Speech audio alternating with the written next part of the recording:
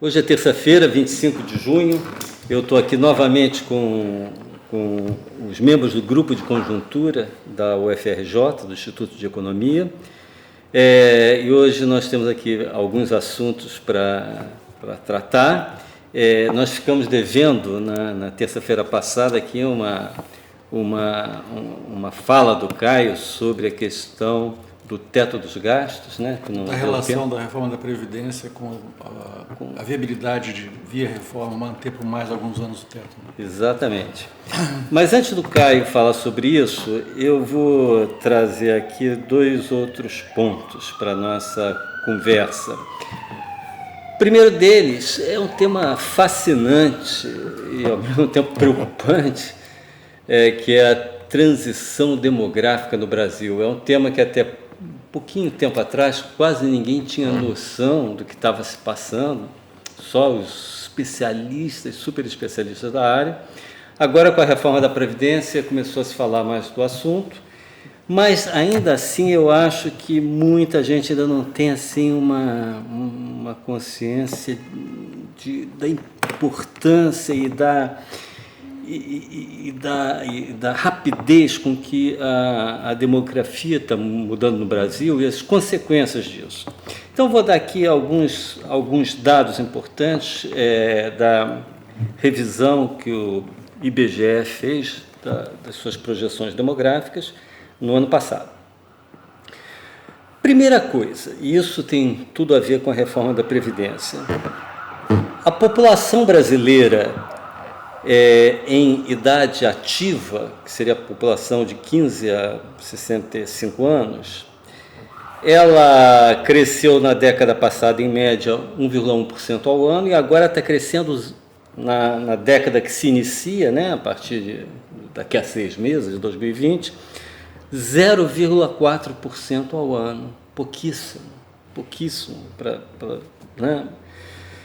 E, ao mesmo tempo, a população com 65 anos ou mais está crescendo a 4% ao ano. Então, vocês vejam só, aqueles que contribuem para a Previdência, que são as pessoas em idade ativa, essa população cresce 0,4% ao ano. Aqueles que recebem da Previdência estão crescendo 4% ao ano. Então, daí basta olhar esse dado para a gente se dar conta de que, quer dizer, não só a reforma da Previdência seria algo absolutamente indispensável, como mesmo fazendo essa reforma, pode ser que daqui mais adiante problemas desse tipo voltem a se colocar. Reforça o ponto que tem sido dito pelo Paulo Guedes, pela equipe econômica, de que o regime de repartição é um regime condenado a longo prazo. Quer dizer, não vai ser possível, via contribuição das pessoas em idade ativa, sustentar os inativos. Porque veja só, é isso mesmo, o Caio botou, acho que é perfeito. Você tem repartição, você tira de quem está na idade ativa e dá, ou produzindo, né, e paga a aposentadoria de quem está nessa idade de 65 ou mais. Nesse regime de repartição, quer dizer, ele funciona bem se os dois grupos estiverem crescendo a mesma taxa, ou se o grupo, melhor ainda, se o grupo em idade ativa estiver crescendo a uma taxa mais elevada. Quando a coisa é ao contrário, como já é a situação atual do Brasil, realmente, isso aí é um regime condenado a longo prazo. E tem aí um detalhe, né? Porque, na verdade, a PIA, né, a população em idade ativa, ela não é toda contribuição previdenciária, porque você tem a população em idade ativa pode, inclusive, estar fora do mercado de trabalho. E parte da que está no mercado de trabalho, eventualmente, não paga contribuição previdenciária. Então, na verdade, as contas são piores ainda. Agora, a sociedade brasileira está envelhecendo muito mais rapidamente do que a gente esperava. Não, se há 10 anos atrás, a gente não tinha essa perspectiva de envelhecimento. De modo geral, esperavam. Na verdade, houve uma... A taxa de dependência estava caindo, mas não caindo tão rápido como tem acontecido. Não? Ou seja, é uma surpresa que a gente tem tido nos últimos anos também. É claro que isso não só impacta a reforma da Previdência, como também outros temas, não? O tema de saúde pública será cada vez um tema importante por causa desse envelhecimento. Exatamente, Ulisses. Olha só, eu passei a minha vida inteira ouvindo que a população, que o Brasil era um país de jovens, né? Crescia muito a população de jovens. Hoje está se tornando um país de idosos. Olha só, esse é um outro dado que para mim assim, é muito impactante. A população em idade escolar, a gente chama idade escolar de 4 a 17 anos. Ela, nessa década, até o final do ano passado, de 2010 a 2018, ela encolheu, são menos 4.370.000 pessoas, indivíduos, em idade escolar. Ela está menor. A cada ano você tem menos estudantes, menos gente entrando nas escolas, porque menos gente está em idade de estudar. Ela está encolhendo a um ritmo de 1,2% ao ano. Ensino fundamental, população de 6 a 14 anos, está encolhendo a um ritmo de 1,5% ao ano, está encolhendo ainda mais do que essa população em idade escolar. Por outro lado, a população idosa, como a gente já falou antes, está crescendo a um ritmo elevadíssimo. Ou seja, o que isso aí mostra é que daqui a pouco, quer dizer, que, na verdade, os problemas educacionais são mais fáceis, vão ser mais fáceis de resolver do ponto de vista orçamentário. Não estou falando aqui de política educacional, essas coisas, mas do ponto de vista orçamentário, porque você vai ter menos gente, né? Se você mantém o gasto em termos reais, você está aumentando o gasto por estudante, enquanto que o orçamento de saúde, que era o que você estava falando, né, Lixa, vai ter que crescer cada vez mais por causa da população idosa. Começam a aparecer prioridades diferentes na sociedade. Não? Uma sociedade com um perfil jovem, não? Com uma pirâmide populacional, com uma base grande lá e uma parte em cima pequena, e outra que a gente está mudando. O surpreendente é que seja tão rápido. É tão rápido. Porque outros países, Alemanha, Japão, sofreram nesse processo, mas demoraram várias décadas a mais que a brasileira. Eles tiveram mais tempo para se ajustar, né? Então tem esse problema da Previdência, o problema do orçamento, né, das prioridades, dos gastos, etc. E tem um terceiro problema muito importante para a gente, que é o problema da produtividade, né? Quer dizer, como a população em idade de trabalhar está crescendo muito pouco, e na outra década, então, ela vai estagnar. Daqui a 10 anos, a partir daqui a 10, 15 anos, vai estagnar. A previsão de estagnação em 10 anos? Não. Você falou de 0,4 crescimento a partir... Eu falei, nesta década, agora que começa... Seria 0,4. Na década de 2030 é 0,1 ao ano. É para estagnação. O que significa? Que todo o crescimento do PIB tem que se dar, a princípio, por aumento de produtividade. Aumenta o produto por trabalhador, já que o número de trabalhadores não cresce. Então... se o número de trabalhadores não cresce, o PIB só pode crescer se cada trabalhador produzir mais, ou seja, aumentar a produtividade do trabalho. E como nós não temos andado muito bem nesse quesito nas últimas décadas... Nos últimos 40 anos, digamos assim. Então, eu acho que esse talvez seja um dos maiores desafios aqui. É claro que são problemas de longo prazo, não? São problemas que envolvem décadas que vão estar acontecendo. É claro que a gente tem que começar a se preparar e a organizar o gasto público, organizar vai afetar o crescimento a sociedade potencial no futuro imediato. No futuro muito próximo, quer dizer, são décadas, mas nesta década, para o final da... Quer dizer, o que você está dizendo, Lício, eu acho é o seguinte, é que tem ainda muita gente desempregada, etc. Esse pessoal vai entrar na produção, você pode... Mas,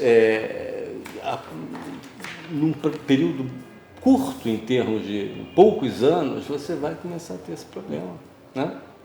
Então, eu acho que a questão da produtividade vai entrar na pauta. A gente já tem que se preparar logo, porque a produtividade você não aumenta assim, né? A gente já sabe São que reformas e etc. Porque acho que até 2032, 2033, a população em idade ativa ainda aumenta, mas depois vai cair. Na média da década, está crescendo 0,1, mas na parte final da década deve estar caindo. Provavelmente. Bom, O ponto que eu queria trazer aqui para a nossa conversa é um tema que veio à tona aqui com uma matéria que saiu no Valor Econômico, no final da semana passada, que é uma comparação entre a lucratividade das empresas asiáticas, né, e das empresas latino-americanas nos últimos 18 anos. E, para minha surpresa, acho que para a surpresa de muitos, né, as empresas asiáticas têm tido, em média, nos últimos 18 anos, uma lucratividade que é mais ou menos a metade das latino-americanas. Então, a gente tem o que, a princípio, assim, poderia ser um paradoxo, que é o fato de que as economias que mais crescem, mais dinâmicas, e isso é um tema que a gente vai voltar um outro dia, têm uma lucratividade menor do que aquelas economias que têm crescido muito pouco, quase estagnadas, etc, etc. Né? Então, por que acontece isso? Né? Eu queria um pouco a opinião de vocês. Eu só vou colocar aqui na mesa primeiro o que um economista falaria assim na lata. Os países asiáticos investem muito, têm um estoque de capital muito maior proporcionalmente, né, do que os países latino-americanos, que investem muito pouco. Então, quando você tem um capital mais abundante, a remuneração do capital é mais baixa. Ponto. Isso aí seria uma resposta padrão. Mas eu acho que isso aí, acho que... porque um pouco o argumento aí é que as oportunidades de negócio vão se esgotando, não? Uhum. Se você tem boas oportunidades, faz a fábrica, amplia o negócio, mas cada vez vai tendo menos oportunidades, não? Agora, eu fiquei pensando, e aí queria ouvir vocês também, que uma outra razão possível, e para mim até talvez mais importante, é a questão do risco, né? Porque, obviamente, o risco de se investir na América Latina é muito maior do que investir nos países asiáticos, por causa de mudança de regras, por causa da volatilidade da economia. A brutal instabilidade macroeconômica, né? Como é que isso bate no preço dos ativos, nos prêmios de risco, como é que eles oscilam o tempo todo. Quer dizer, isso é um fator enorme de incerteza, né? Que tende a travar investimento. Então, acho que essa tua linha eu também tenderia a concordar, acho que é um bom caminho, quer dizer, mesmo com a taxa de retorno mais elevada, o risco percebido é muito maior e isso é um fator que tende a desestimular investimento na economia real. Né? Eu olharia até de uma outra forma, quer dizer, os investidores só estão dispostos a investir nessas condições que você se referiu, se houver uma remuneração muito mais alta. Eu acho que não? É uma boa linha de argumentação. Então isso aí acaba tendo efeitos, né, bastante negativos. Quer dizer, essa instabilidade acaba tendo até esse tipo de efeito. O efeito, por exemplo, distributivo, isso negativo. Na verdade se reflete em preços em geral mais elevados, né? Porque é por aí que eles ganham essa lucratividade maior, né, que em outros países. Uhum. O consumidor dessas economias fica mais prejudicado. E aí você tem esse paradoxo de lucros mais altos, mas que não se convertem num maior nível de investimento e um maior ritmo de crescimento econômico. Né? Mas quando a gente pensa em risco para esses investimentos a longo prazo, estamos pensando em riscos sistêmicos. Ou seja, não são riscos, porque o investidor pode pensar que tem na área de saneamento básico, na área de energia solar, boas oportunidades de investimento. Só que são investimentos que vão ser demorados e que depois vão durar durante décadas. Então, quando a gente está pensando em risco, não é risco para os próximos 2, 3 ou 4 anos. São riscos de forma mais permanente, porque você pode fazer um investimento agora em energia solar, mas depois ter um congelamento no preço da energia solar mais na frente, ou ter que depender de políticas específicas para o setor que inviabiliza tua rentabilidade, não agora nos próximos 2 ou 3 anos, mas os próximos problemas são nos próximos 10 ou 20 anos. Claro. Esse é um tema super relevante, nós vamos voltar a ele, mas agora eu queria trazer o Caio aqui para a nossa conversa para saldar aquela dívida que ele teve com a gente na semana passada em relação a falar aqui sobre a questão do teto dos gastos, da importância, da contribuição da reforma da Previdência para viabilizar esse teto dos gastos. Afinal, Caio, qual a importância disso tudo? Bom, no nosso último podcast, o que eu vinha tratando da reforma da Previdência sobre uma ótica bem específica, que é a ótica estritamente fiscal. Quer dizer, a contribuição da reforma da Previdência para um ajuste fiscal estrutural capaz de, bem lá na frente, interromper essa trajetória que a gente tem, que é insustentável da dívida pública em percentual do PIB, que é uma das marcas negativas da economia brasileira no cenário internacional atual. E o que eu disse, só para partir desse ponto, é que, ao contrário do que muita gente pensa, a reforma em si não permitirá uma economia em relação aos gastos previdenciários atuais. Esse é o ponto que eu frisei. Mas em relação aos gastos que haveriam sem reforma. Esse é o conceito de economia, quando se discute esses números de economia com a reforma. Isso significa que a reforma da Previdência, por si só, ela não vai ter nenhum impacto imediato na reforma, no resultado primário do governo, nas contas públicas primárias, tal como vem no seu desempenho atual. Então, a pergunta que se coloca é: qual é o benefício dela para o ajuste fiscal, aí olhando um pouco para frente, nos próximos anos, já que ela não vai ter um impacto, isoladamente, um impacto imediato no resultado primário.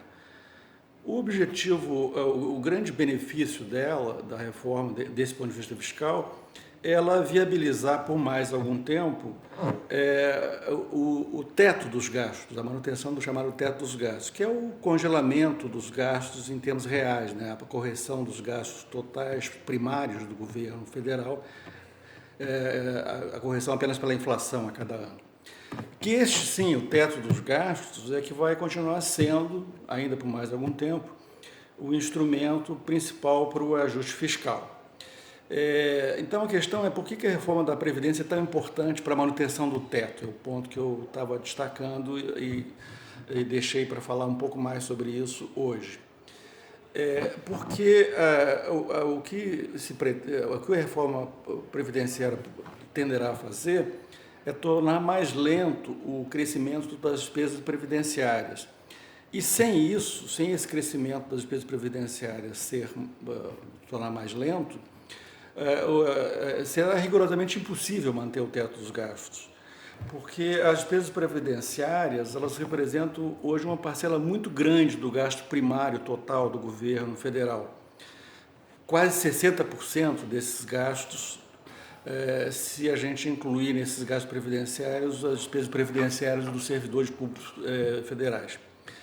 Então, se esses gastos continuam crescendo como vem crescendo, é evidente que manter o gasto total congelado, que é o que preconiza a emenda constitucional que criou o teto dos gastos, significa estar todo ano cortando os demais gastos, o restante dos gastos primários, para compensar uma parcela grande dos gastos ligados à previdência pública e privada, que continuam crescendo todos os anos. Então, é claro que isso é rigorosamente improjetável e sustentável. Agora, mesmo com a reforma da Previdência, o fato é que esses gastos previdenciários continuarão crescendo, o que significa que os demais gastos continuarão a ter que ser cortados a cada ano. Mas o fato é que a reforma, pelo menos, ao tornar mais lento esse crescimento das despesas previdenciárias, dará ao teto uma sobrevida importante.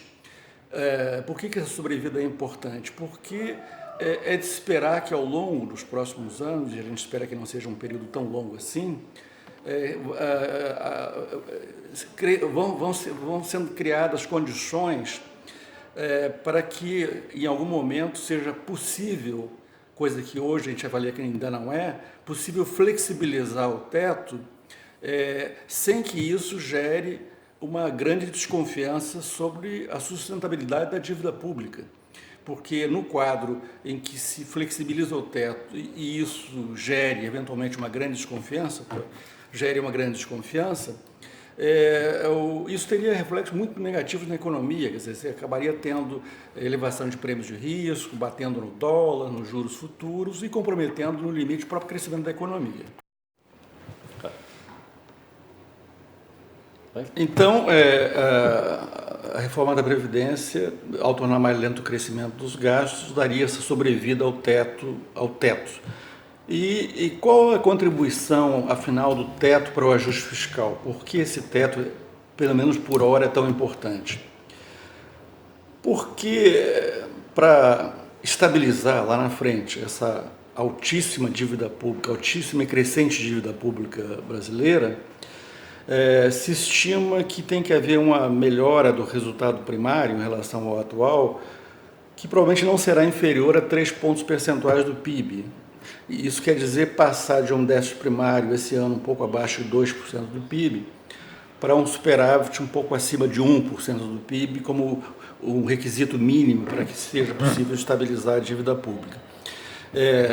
Uma melhora de resultado primário pode ser obtida por uma combinação, e provavelmente será assim que ocorrerá, uma combinação de redução do gasto público como percentual do PIB, do gasto primário, aumento da arrecadação como percentual do PIB. No caso específico do teto, como é que o teto entra aí?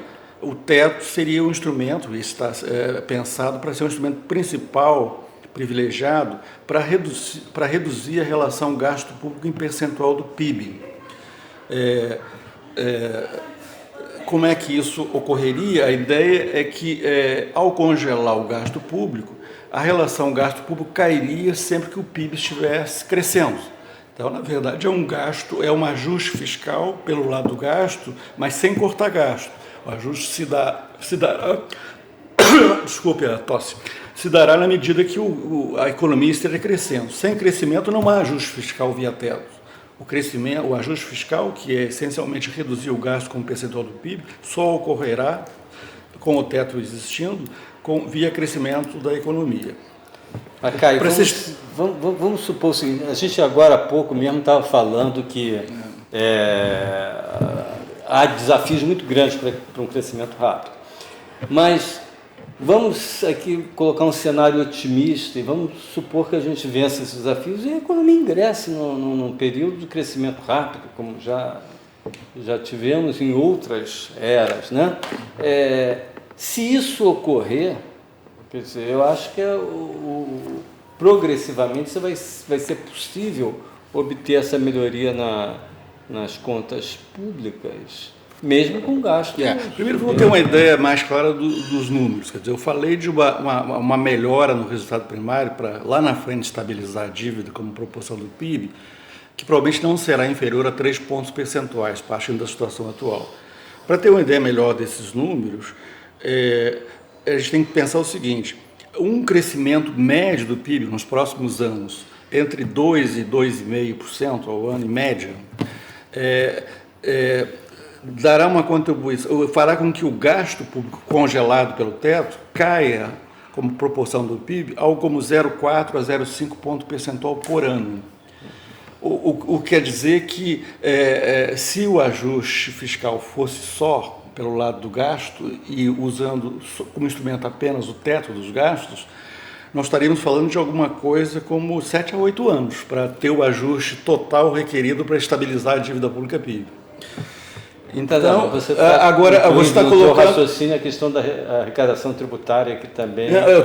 Claro que a gente pode entrar com. Vê bem, quando a gente está falando da contribuição do gasto público do teto para o ajuste fiscal, que se dá pelo crescimento do PIB, na verdade, que permite reduzir a relação gasto público-PIB, a gente também está implicitamente assumindo que isso é uma contribuição, digamos, líquida para o ajuste fiscal, porque é a arrecadação que estará crescendo junto com o PIB. Então, a arrecadação não cresce por aí, ela pode crescer por medidas de outro tipo, mas a gente está supondo uma elasticidade 1 da arrecadação, que ela cresce em linha com o PIB. Claro. Mas então o ajuste fiscal via teto se dá pela redução do gasto como percentual do PIB, e é um ajuste muito, muito gradual. Então, para finalizar, estou querendo chamar a atenção para esse ponto, depois a gente voltará outras vezes a esse assunto, obviamente, é que o teto é um ajuste fiscal do lado dos gastos bastante gradual. Nada tem de draconiano, como muitas pessoas pensam. E mesmo esse ajuste bem gradual não tem a menor condição de se manter sem reforma da Previdência.